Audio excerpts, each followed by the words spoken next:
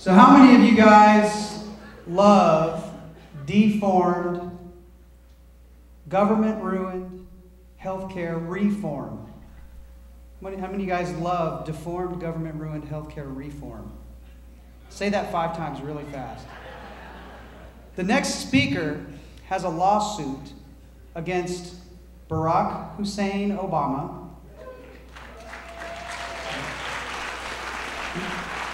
Queen Nancy Pelosi, and Prince Harry Reid. Let me introduce to you this lawyer from right here in this area, Van Arion. Thank you. Thank you. Obamacare. Hello. Oh, here we are. Sorry about that. Obamacare is just the latest in a long line of federal government intrusions onto our private lives. For almost 70 years, the government has completely ignored the Constitution, and that has caused the social and economic problems we're facing today. Back in 1919, we passed the 18th Amendment, regulating alcohol, a drug. Now you understand that Congress knew in 1919 that it didn't have the authority under the Constitution to regulate a drug. It knew that it had to go back to the states and back to the people and ask permission, so it did that. Now jump ahead 25 years, and Congress decides during World War II that it's going to start regulating health care again. It doesn't ask permission of the people or the states, it simply passes a law. And then pretty soon, a little bit later, we've got Medicare, we've got the FDA, we have government-regulated and subsidized prescription drugs, and now we have Obamacare. What in the world happened in that 25 years? I'll tell you what happened. The Supreme Court happened. Back in the 40s, the FDR-packed Supreme Court took one phrase out of the Constitution, the Commerce Clause, and they interpreted it in such a way that it destroyed the purpose of the Constitution. You see, the purpose of the Constitution isn't to set up 3 branches of government. That's how our government works. The why of the Constitution is the important part. The purpose is to limit the authority of the federal government. Nothing in the Constitution authorizes Congress to regulate health care at all. So what changed? That Commerce Clause interpretation goes against all canons of legal interpretation. It's absolutely absurd on its face, and it's absurd legally. Well, Obamacare is an opportunity, just like Obama is an opportunity. If it wasn't for Obama, we wouldn't be here today, would we? Well, just like that, Obamacare is an opportunity. Over 20 states have filed suit challenging the constitutionality of Obamacare.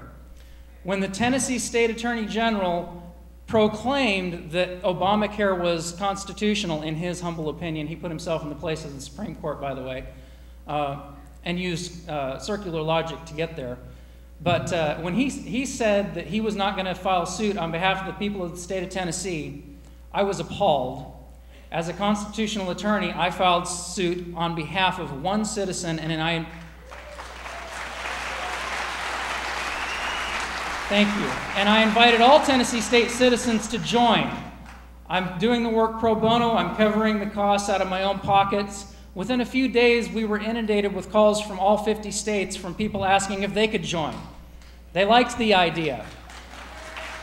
It took me about 10 seconds to think about it, and I said, yeah, that sounds great. We've gotten the word out a little bit. We're trying to get the word out a little bit more. To date, we have 31,000 plus plaintiffs from all 50 states that want to be added.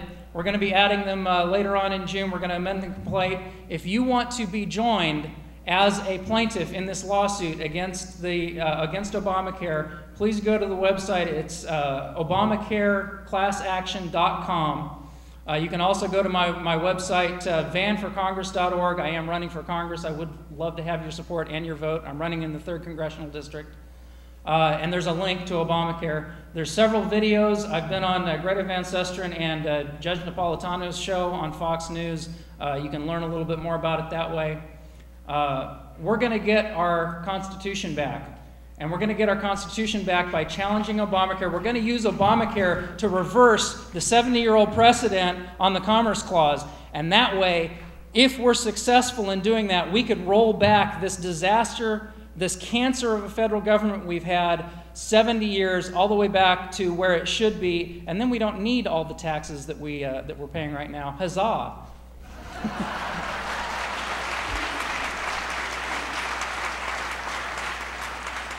Thank you very much for your time and attention. I would love to talk to you more at my booth. I'm going to be here most of the day tomorrow, and I'll keep it short because I know we're running a little bit long, and I want to get to my friend Steve King, the keynote speaker. He's an absolutely fabulous congressman, so please stick around and listen to him.